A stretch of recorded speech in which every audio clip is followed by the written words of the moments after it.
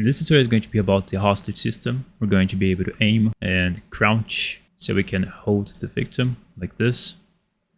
The body parts are going to be simulated. You can also let go by pressing the left mouse button again. And you can press the left mouse button and then you can press F to execute the victim. And the body parts are going to be simulated like this. So that's going to be it for this tutorial, and let's go for it. Let's go for it. Alright, so now for starting, we're going to create 3 variables. So we're going to go ahead and add a new variable here. This one is going to be called isAiming. This one is going to be called isAttacking. And this one is going to be isHolding. I have already added a lot of comments here, just for it to be easier for me to follow up and do this tutorial. Right, so let's start with the aim. As you can see, I have already added a input action here, and this is going to be triggering the aim. We're going to go ahead and drag and drop the isAiming there. So I'm going to duplicate this. I'm going to collapse this to a node, and I'm going to call this set aiming rotation, like this. Now we're going to plug that into there, and plug that into there. We're going to drag and drop the character movement. We're going to set the rotation, set orient rotation to movement, and also the use control desired rotation.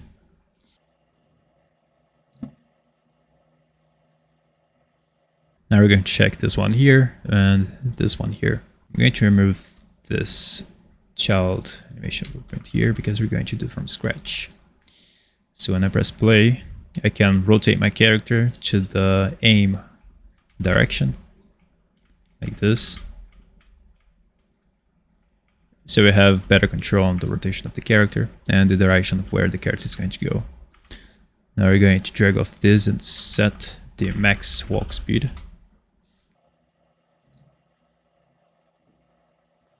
So when we release the left mouse button, I think the right mouse button, we are going to set the max walk speed to its normal default value, which is 600 in my case. For you, it might be different, so you gotta check this out. Another thing is the max walk speed for, we're going to set the max walk speed to 250 as soon as you hold the right mouse button. And that's pretty much what you gotta do here on this step 1, is the aiming.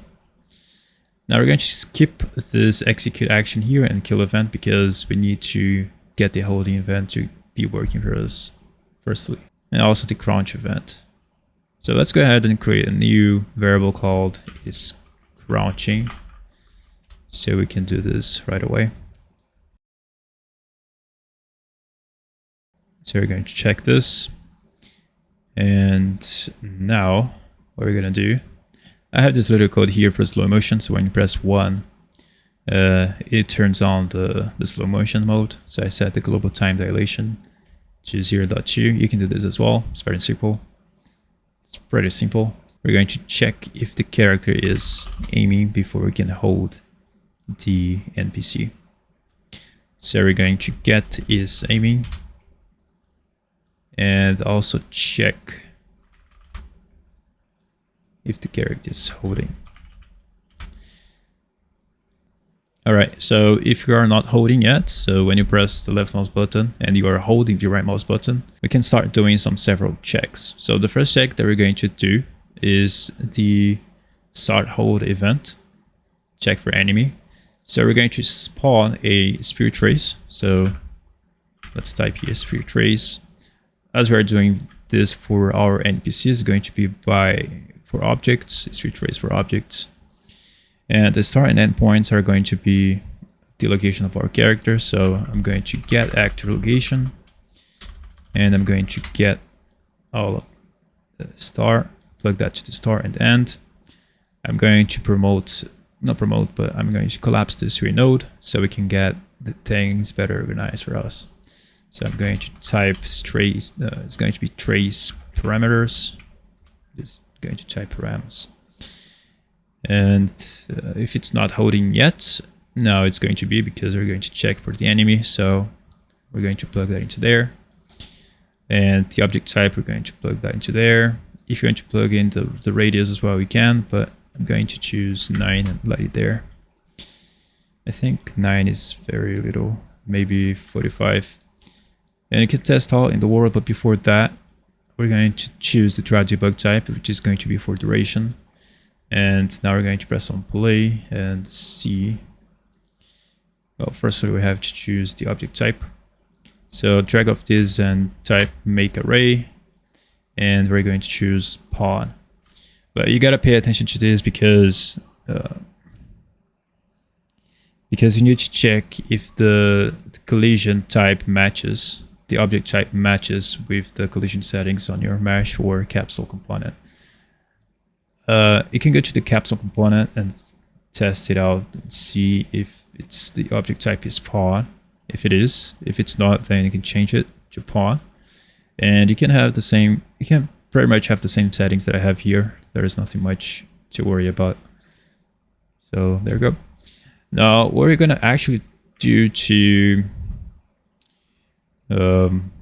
is pod the NPC in the world, we're going to create a child, as I've done here for the test tutorial that I've made. We're going to right click on your BP third person character, so right click on it, and you have this option here to create a child blueprint class. And so it's going to create a child of the parent, so it's going to be this is going to serve as our NPC, right? So let's type BP, I don't know, victim child. So this is going to be the NPC. I'm going to name this to be victim NPC, like that. So I'm going to drag and drop that to the world. And as you can see, it has a camera, but you don't need to worry about that because it's not going to be used. So double click on that victim NPC, and as you can see here, this is just a basically new blueprint, but it has the parent class. So we have all the components, the same things and the same components that we have on our base blueprint character blueprint. And as you can see, we have follow camera, and them are all copied into this child blueprint.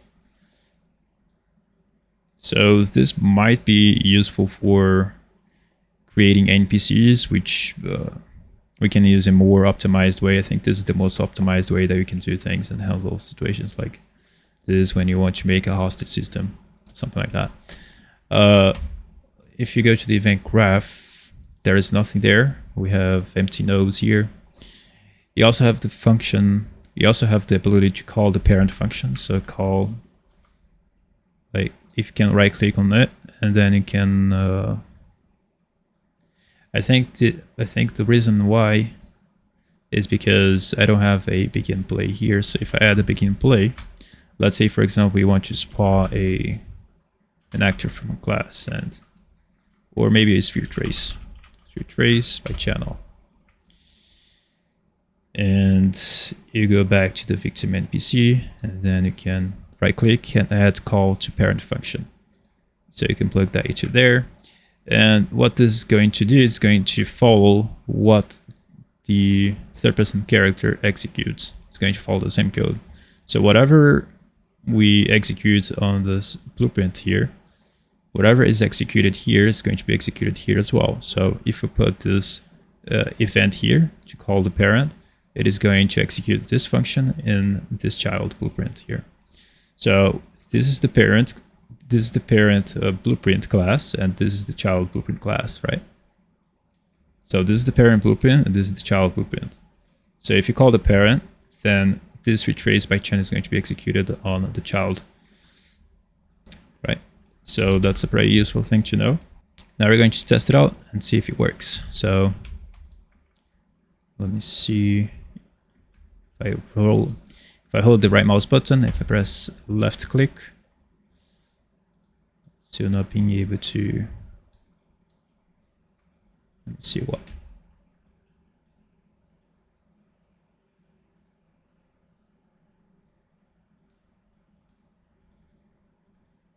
Oh, here I have to set this variable to true. Is Amy. Now I can. So as you can see, our sphere is very small.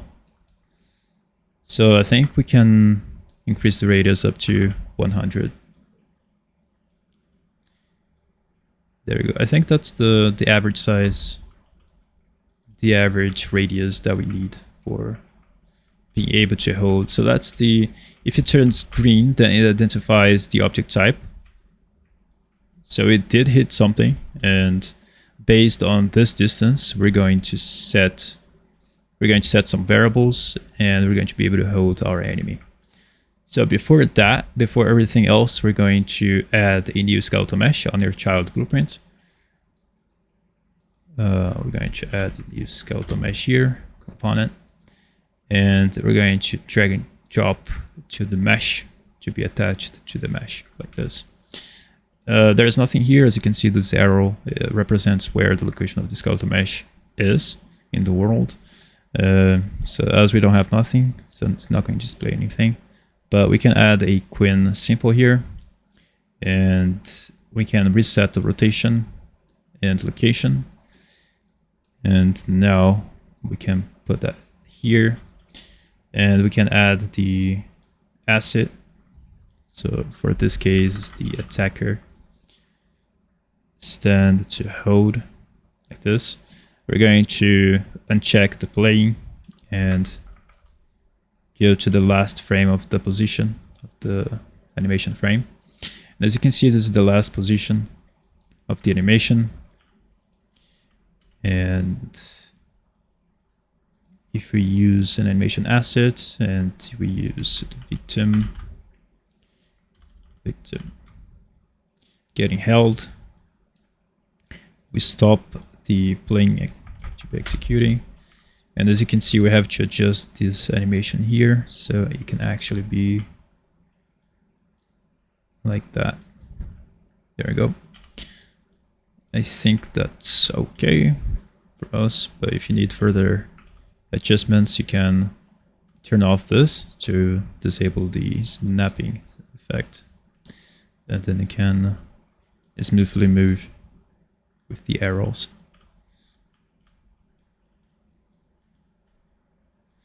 I think that's a pretty good distance.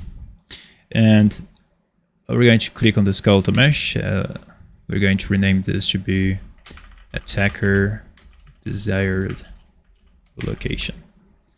So this is the location of where our player needs to be. In this case, is the attacker. In order for us to be able to hold the victim. Okay, so we're going to go to the search panel here, to the search bar in the details panel. We're going to type hidden, and we're going to enable this option here, hidden in game.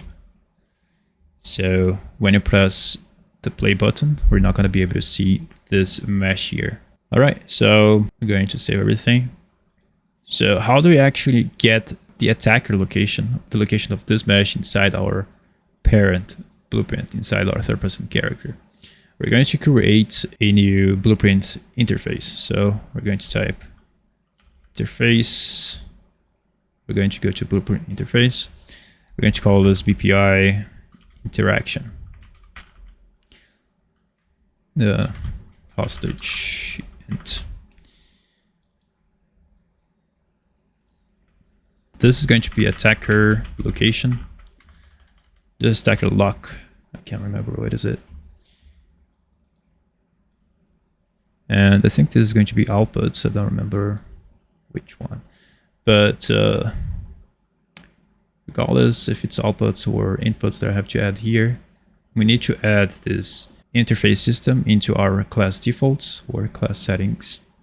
So here, we're going to press class settings here on our third-person character. We're going to go down here on add and type BPI interact hostage interaction. Now we're going to do the same thing for our victim NPC. We're going to go to the class settings, add the port, the interface. Now let's type BPI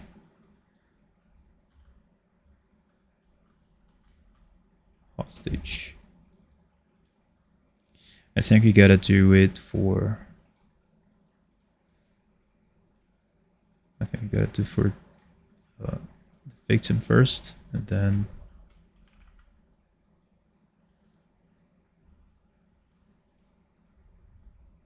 There we go. And now we're going to do it for this one. So you have to firstly add the interface to the child blueprint, and then secondly to the parent blueprint, which is the third-person character.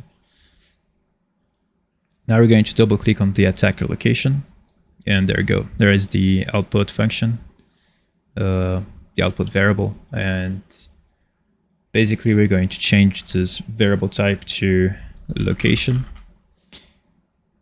Sorry, vector, not rotation, not location, it's vector. And we're going to add a new one called rotator.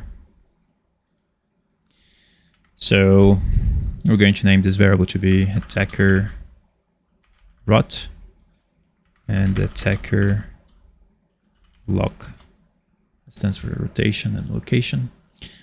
Now we're going to add and fill up these values here. So we're going to drag and drop the attacker desired location. We're going to get socket location and rotation.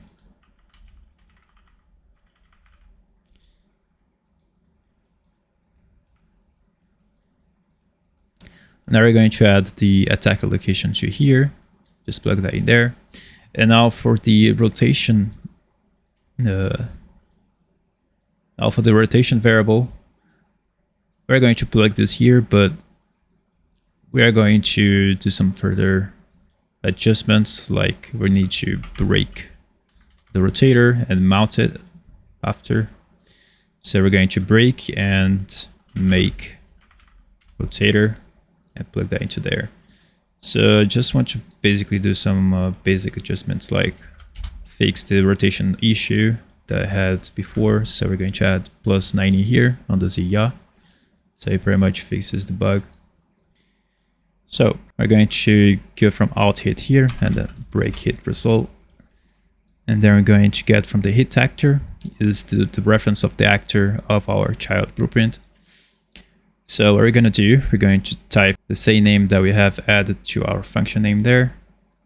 So this is functions. So I'm going to copy this name here and drag off from the hit actor and type attacker location. So that's how you access these variables there. So that's how you access the location and rotation of the attacker.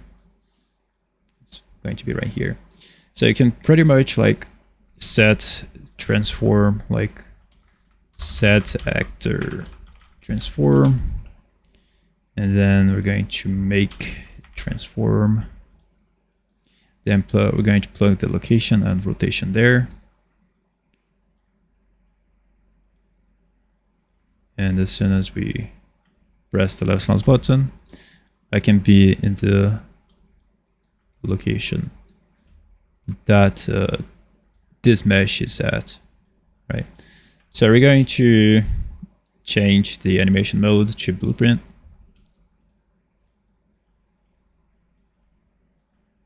Be normally like this. All right, so I'm going to delete this. I'm going to change this trace color to be white. Now, if you hit something, we're going to get a branch. So if it's true, that means that you hit something. It's very important because you don't want to teleport your character to the outside of the world. Now, I'm going to delete this and promote the hit actor to a variable. I'm going to drag and drop the holding, set it. Now we're going to create a function for handling the events that's going to happen. So I'm going to go ahead and create a new function called hold. It's called a hold event, hold function. Hold function event. Like so. And we're going to drag and drop that to here. Now we're going to add a new input called actor.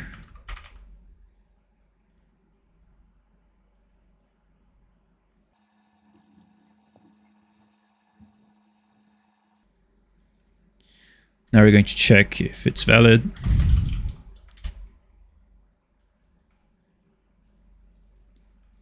Now we're going to choose a sequence, and this is going to be for setting the player collision.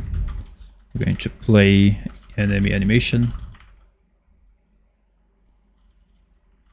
set player rotation rate.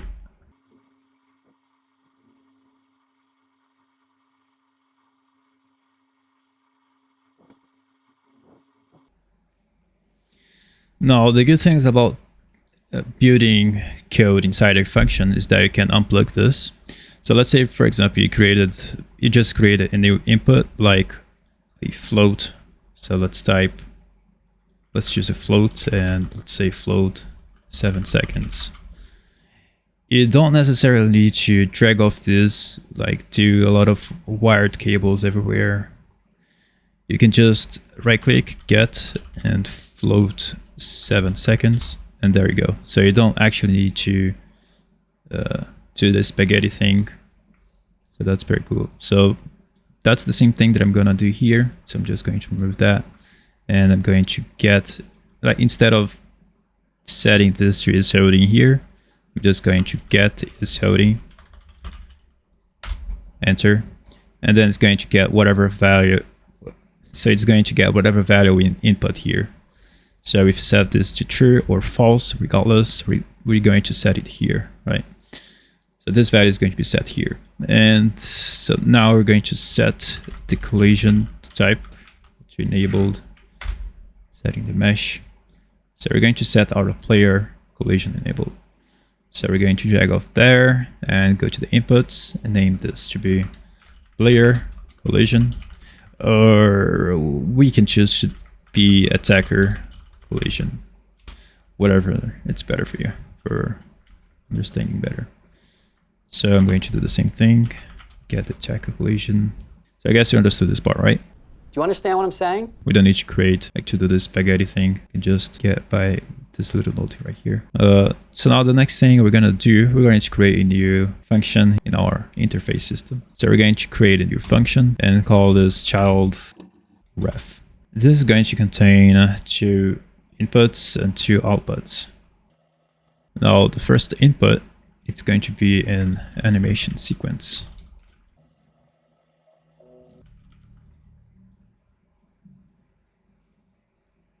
Now the next input is going to be animation montage.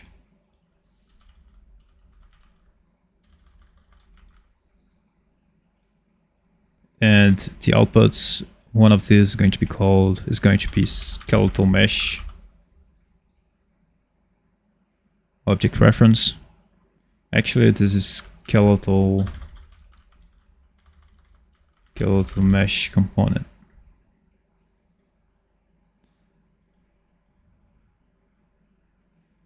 And this other here, and this one here is going to be called, it's going to be character movement component. So this is going to be called enemy character movement. This is going to be enemy skeletal mesh. All right, very good to go. Now we're going to fill up this outputs variables, output values, and we're going to go to the child reference in your victim NPC blueprint. And there we go. So we're going to fill up these values. So we're going to drag and drop the character movement. So this is basically for manipulating the movement behavior of the enemy inside our character's blueprint, inside the player blueprint. And so we're just basically exchanging informations for better movement control capabilities and function events. Okay. So whatever component you need to manipulate, you can do that. So let's say, for example, you want to manipulate this pistol here. So you can drag and drop that. And then you got to check what is the variable type. If it is a static mesh or skeletal mesh. So you can see it here. Variable type is static mesh, different from a skeletal mesh.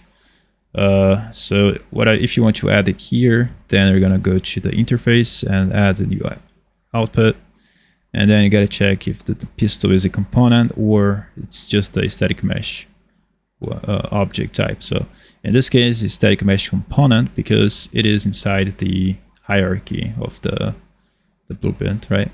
So you gotta make sure that you add a new one here and say static mesh, not the static mesh object reference, not the actor, but the component. And then add there, component, compile, it's important to compile, and then add the pistol. So that's basically how you get and send information from the victim NPC to the third person character. So we can be able to access here, right? So I'm going to delete this and I'm going to delete this new parameter here. All right. I guess you've learned a lot. And now the next step after we've done with the filling the outputs here, we're going to use the enemy skeletal mesh.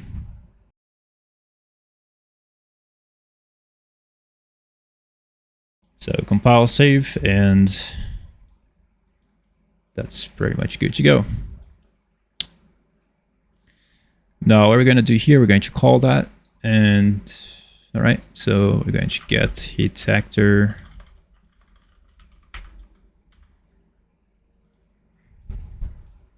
Now we're going to call the event, which is this name right here, child ref. So we're going to drag off this and type child ref.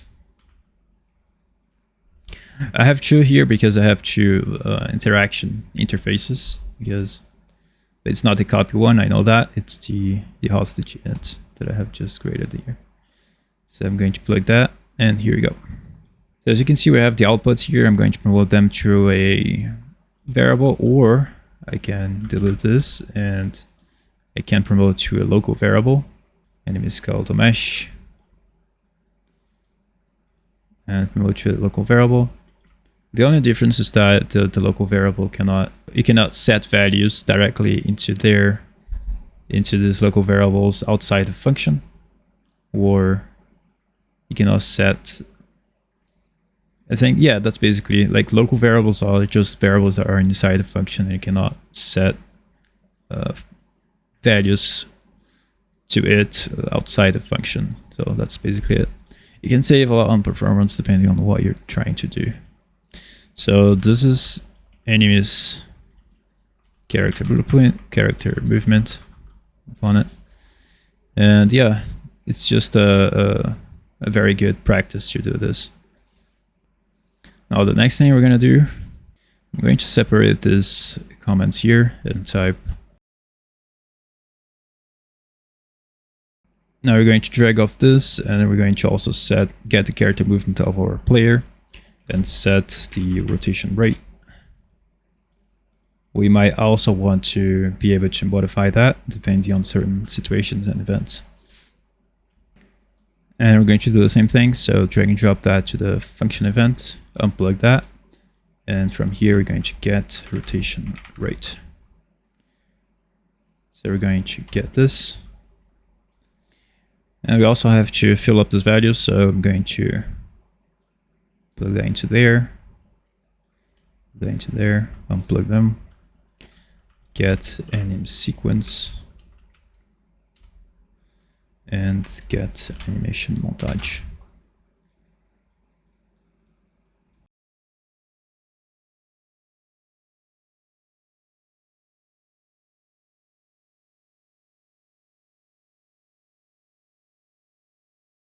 Now this part is pretty much done. Now here you can check its holding, and the rotation rate is going to be 0. The attacker collision is going to be collision enabled. We're going to choose the anime animation sequence or the anime animation montage. So you can pretty much decide if you want to use a montage or just an animation sequence. The difference between them is that the animation sequence node or function has only one type of execution, and as soon as you execute the animation stops at the last frame. So the character freezes on the animation, and you cannot do anything unless you change the animation mode to use animation blueprint, which is by doing set animation mode and you can choose use animation blueprint after you execute the animation sequence, not the animation montage. So now the animation montage, you have to, of course, create animation montage, blah, blah, blah. Right click, create animation montage.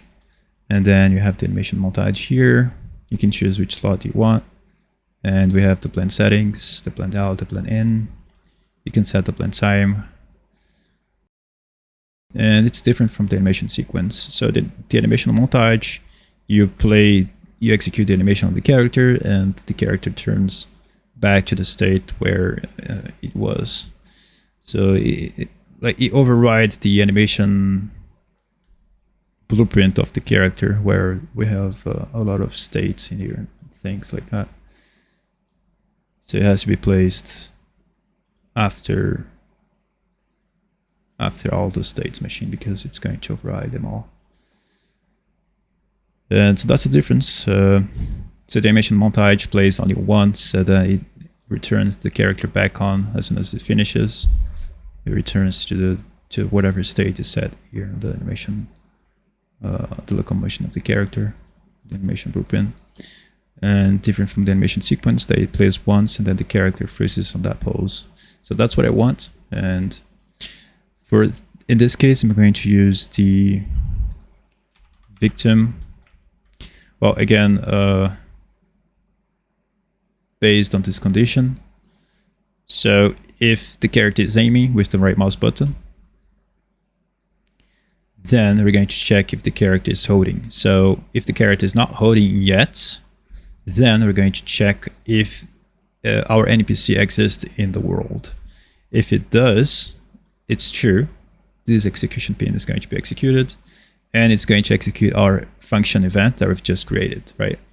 So what we want to do here, we're going to set this is holding variable to true. We're going to set the attack collision to collision enabled. Rotation rate is going to be 0 because, because why not?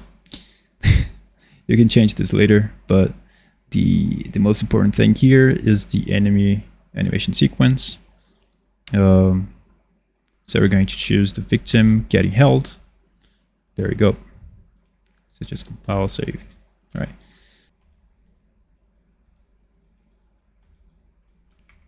Okay. Okay, nothing's happening right now because all we're doing here is just sending that information to the inputs of the child ref. So if you go back to the victim NPC, we have these outputs here, right? They get executed. So if you print a string here, and if you go to print a string, and let's press and play. As you can see on the top left corner, it prints out a message. And in this message says, it displays what animation is currently being, it displays what value and what animation we exactly have. It displays that name value to the print string, and it prints out the string. So yeah, so that's basically it. And this is a function, and you can receive things as soon as we send them in here. So we're basically sending the inputs that we set in our function here. So we send that input to the child ref through this interface, and they get executed here. So remember, the function name is called child ref, as we've set in here, child ref. And as soon as this is executed, then this is going to be executed as well. So we're basically sending the value of the animation to here. So I'm going to get the value here. All right, so we're going to get to the event graph where we can execute our events. So I'm going to get a custom event here, and this is going to be called play animation sequence. And I'm going to create another event called play, I wrote it wrong here, play animation montage.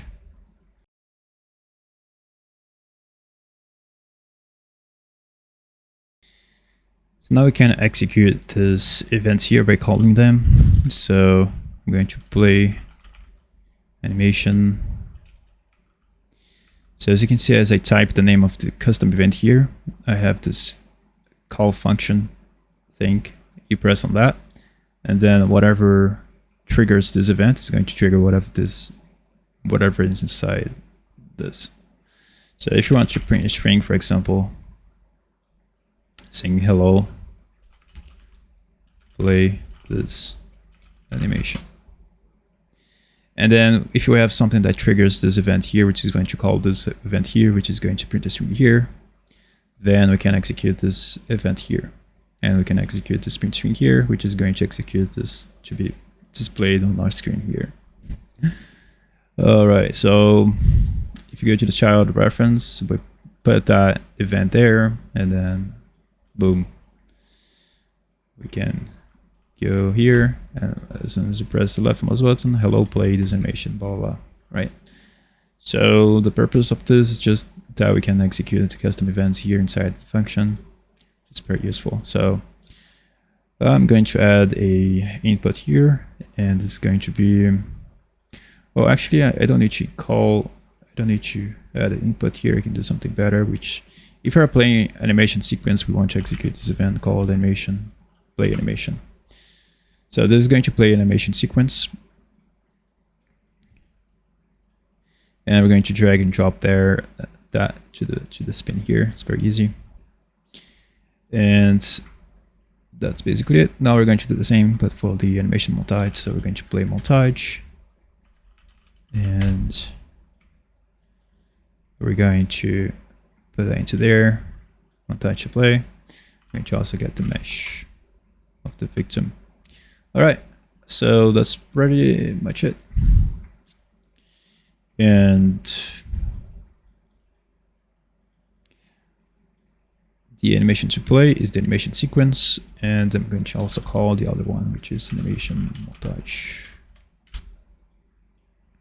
and put that into there. Right. So press on play here.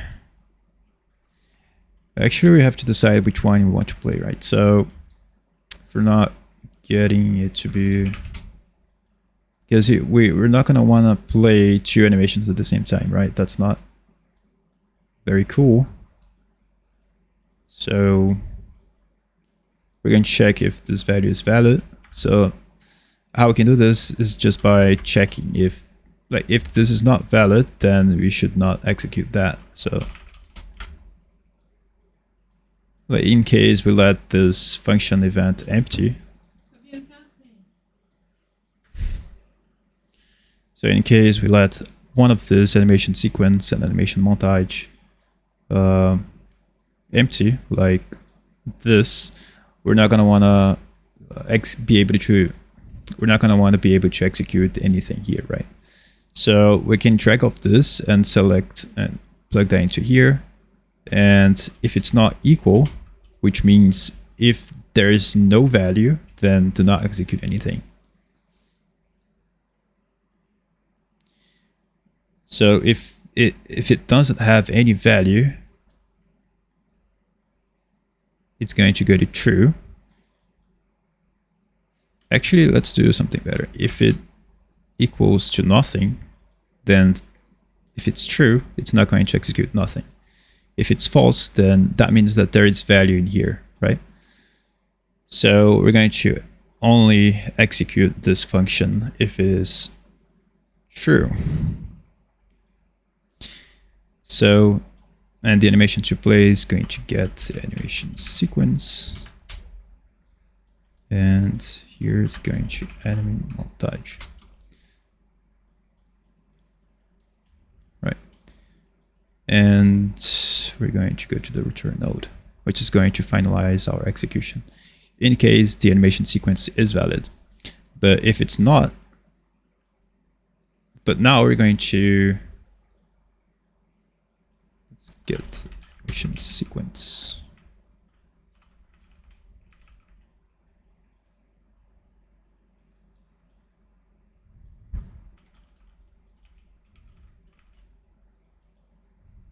Now we're going to do the same thing for the animation montage.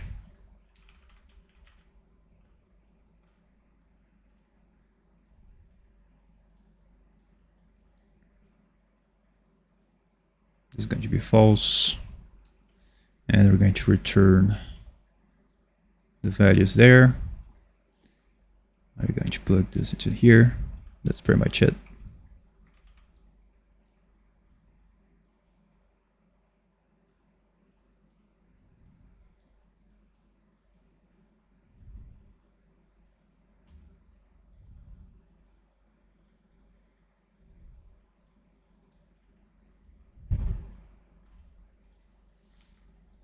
All right, our setup is pretty much done. So it's going to check if we have sent an animation. If it is, then we're going to play the animation sequence or play the animation montage in case the first one does not have. Right. I hope you understood. So let's go to the event graph, and that's pretty much it. If you want, you can add a print string here, like saying playing animation sequence, something like that. I can copy that and playing montage, blah blah. So we're going to press on play, and if it doesn't return anything, because we don't have anything here, so we're going to execute the victim getting held animation sequence. So as you can see on the top left corner, it says playing animation sequence, and it plays on the character. It plays on the enemy. So that was pretty much it. That was a long code. Now the next thing that I want to do is just set the location of the character. So we're going to get the hit actor. Now, as we've created a function in here called attacker location, we're going to drag off from here and say attacker location.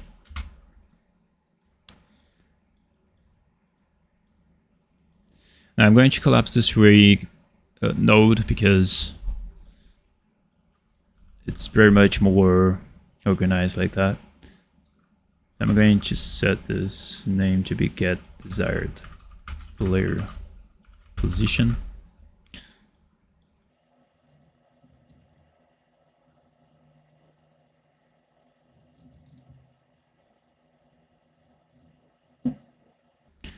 Now I'm going to promote this to a variable and this to a variable.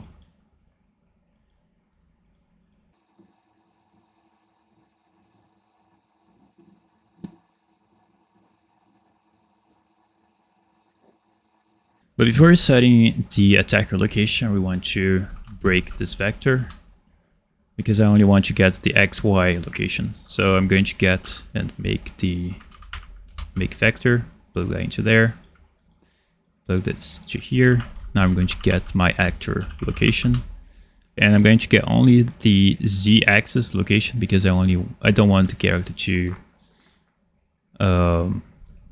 be on the ground like that, because I was having some glitches where I would get the hostage, hold the hostage, and then the character would stink in the ground. So by doing this, I'll just fix this bug, and now it's fixed.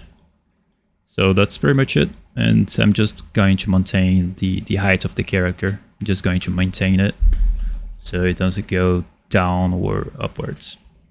After we have the location of where the player has to be at, in order for him to be holding the enemy, we're going to set time. So we're going to add the timeline. This timeline is going to be attacker position. So now we're going to add a float track. It's going to be the length is going to be 0.7 seconds. Now what we're going to do here, we're going to left shift and left mouse button to add a new keyframe. The time is going to be 0. The value is going to be 0. Now you're going to aim to this position here. Press again the left mouse button and the left shift first, and then after that you're going to press the left mouse button. And the time is going to be 0.7 seconds, and the value is going to be 1. Okay, file save. You can adjust to fit the graph. That's pretty much everything you got to do here on the timeline.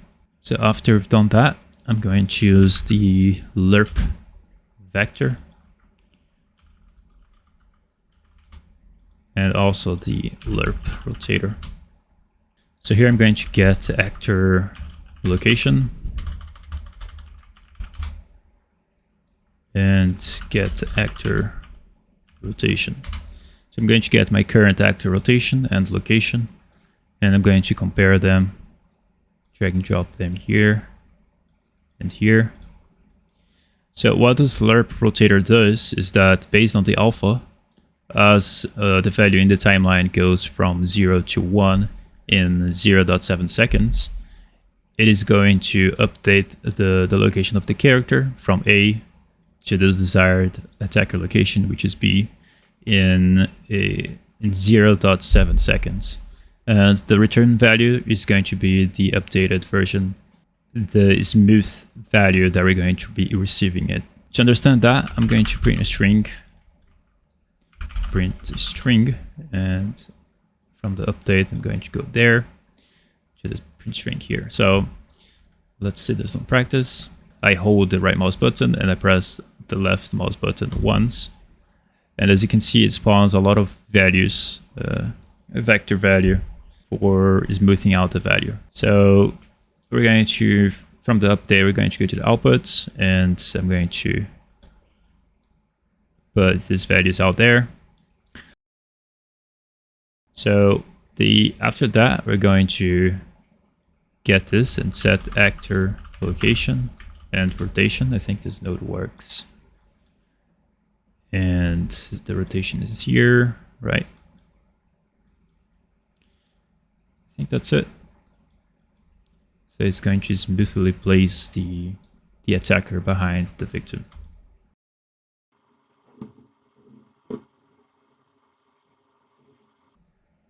Now we're also going to do the detach event. I'm going to drag and drop the hold function event here. I'm going to go to true. The hit actor is going to be this one here. And we're going to set this to be disabled, to be false, is holding. Attacker collision is going to be collision enabled. And when you press play, hold it. And then when you press the left mouse button again, you can have add the z-axis to 500, so you can have the normal rotation rate again. So we're going to plug this false to here. Press on play. We hold the victim, and when you press the left mouse button again, then you can have the normal movement of the player. Now the next thing we're going to do here, we're going to simulate the physics of the bot. So I'm going to add a new, let's add a new branch. The condition goes here. Let's name this condition to be simulate enemies physics. So here on the local variables, I'm going to get the character movement and also get the enemy skeletal mesh and the character's movement. So after then 1, I'm going to connect this to the branch. And from the mesh, I'm going to set collision enabled. And collision enabled. And I'm going to add the for each loop. I'm going to make array. And after this, I'm going to set all bodies below simulate physics. This array element goes to the inbound name.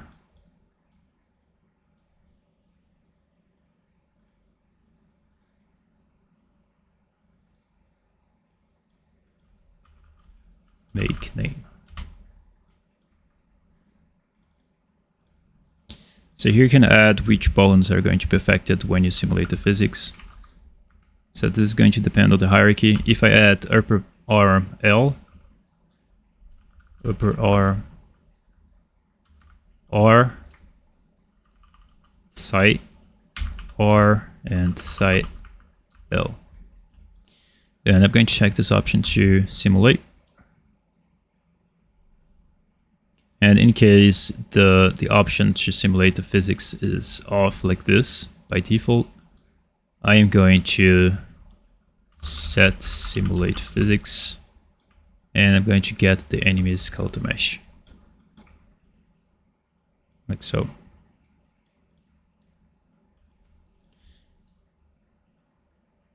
I think I don't need this character movement here. So I think that's pretty much good to go.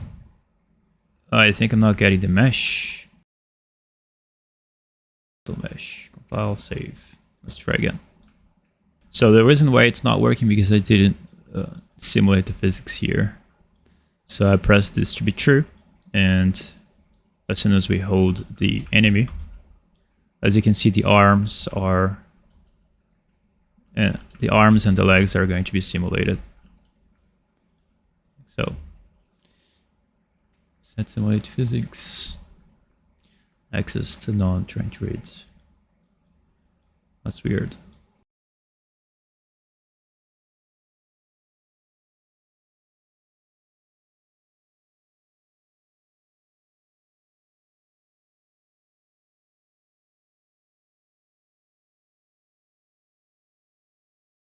The problem is that if you add a execution pin here from then 0, it's going to return for us.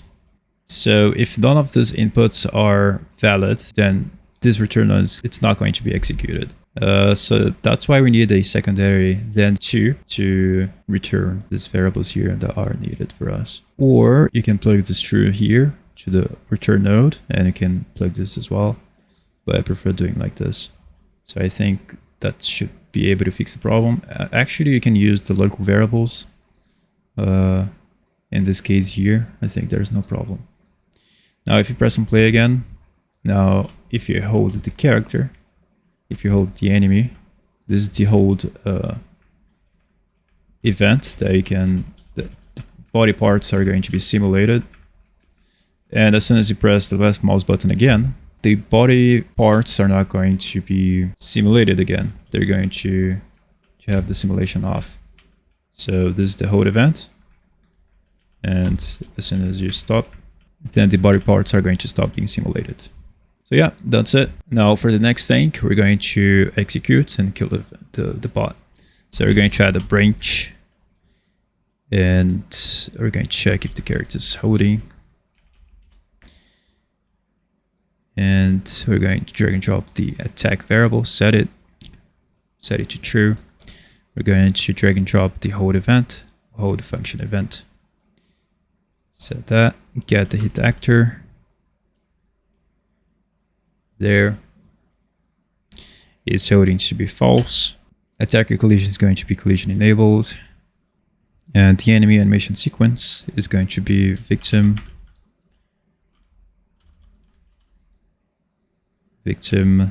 dead.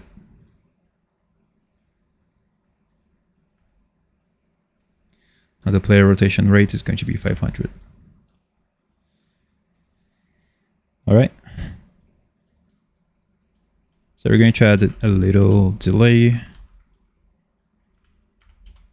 with the duration of 0. And we're going to set is attack into off.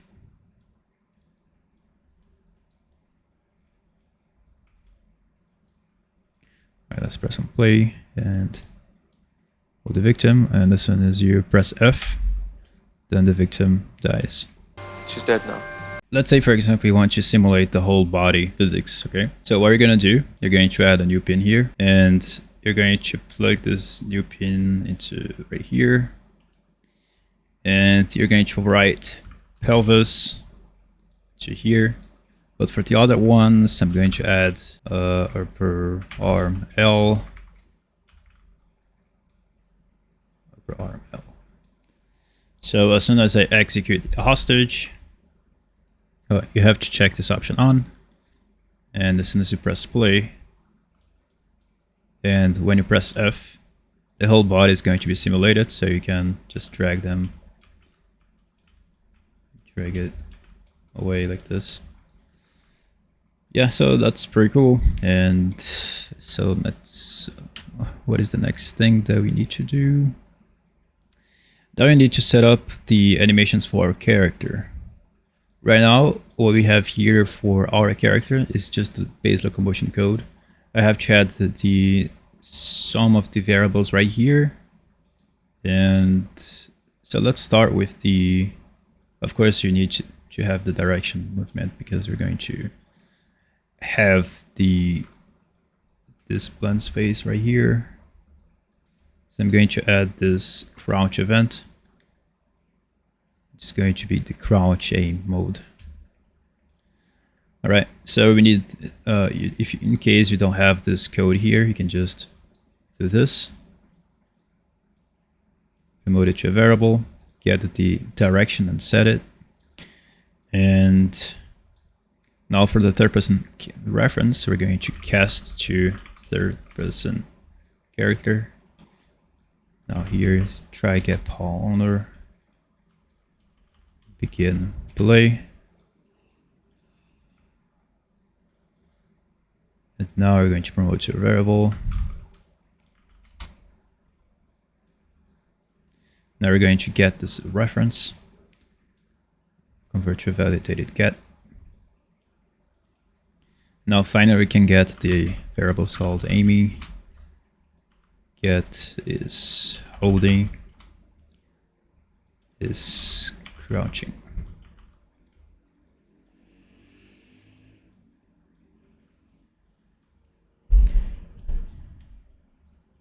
So you can promote them to a variable, each one of them.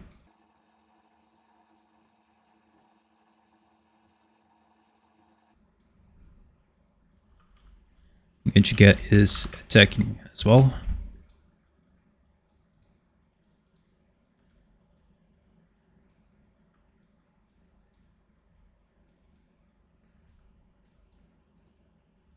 Now I'm going to add a new state machine only for our hostage system.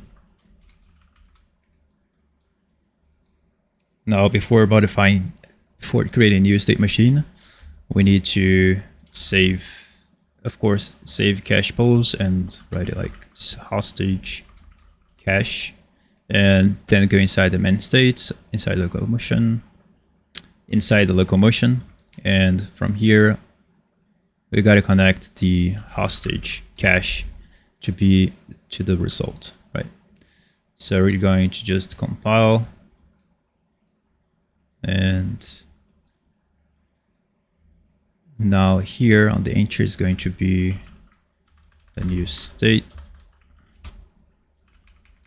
It's going to be locomotion, and then we're going to use the locomotion cache that comes by default. All right, so we have everything running, and now we need to build the states. So I think the first state that we're going to have in our hostage system state machine is the aim. So we're going to create the one called aim. The next one is going to be hold, and the next one is going to be execute.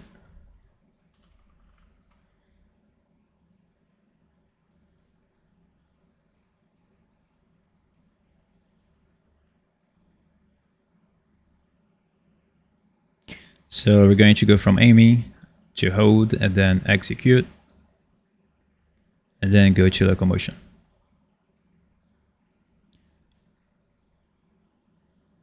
Now from locomotion to aim, we're going to drag and drop the aiming. We're going to check if it's aiming. Now if it's not aiming, then we're going to get the it's aiming. If it's not, then we're going to go back to locomotion.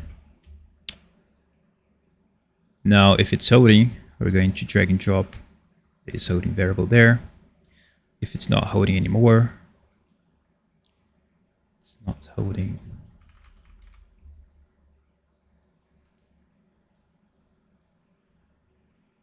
And on execute, we're going to plug in the attack variable there. And this is going to be automatic rule based on sequence player.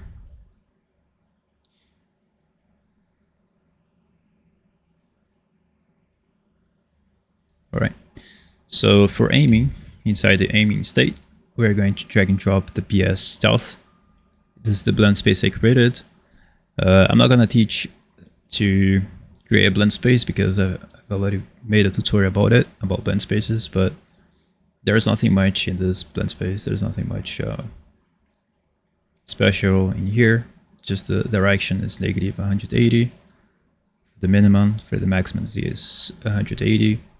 The speed reaches at the maximum of 210 value.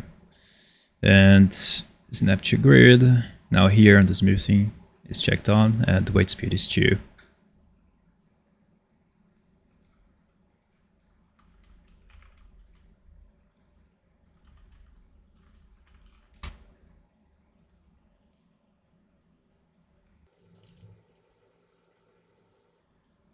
Now for this one here, I'm going to use this. I'm going to disable loop animation if it has. So if it has checked on, then you can disable it. All right, so for the execute event, execute state, we're going to use the attacker hold to kill. All right, I guess that's pretty much it. Now we can test it out and see if it works.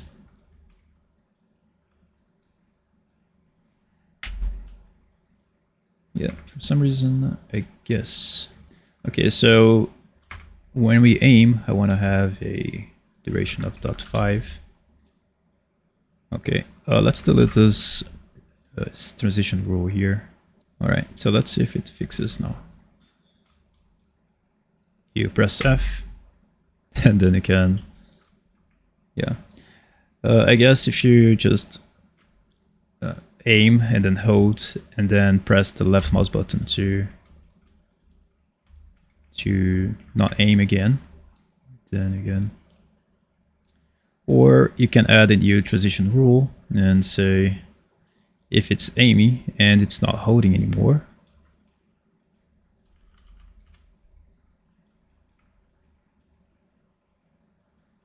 and it's not attacking, then you can pass back to aiming. So I'm going to add a boolean here.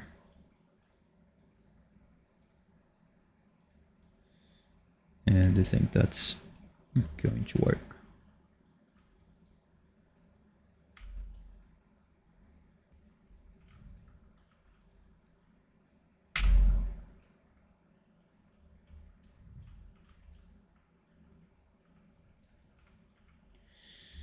Yeah, so I guess that's it.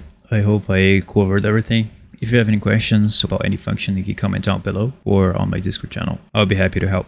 So other than that, that's it. I hope you enjoyed. And if you have any questions, comment down below. And I see you in the next one.